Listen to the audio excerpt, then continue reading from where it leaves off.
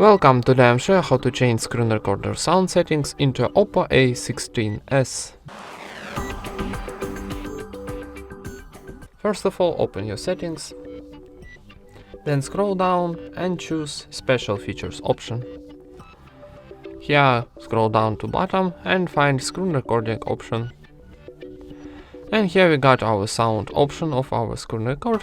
So here we got two options: record system sound and record microphone sound. If we mute or turn off these two options, our screen recording will be without sound. So if we wanna record only system sound, activate this option, and if you wanna record system sound and record microphone sound, activate these two options.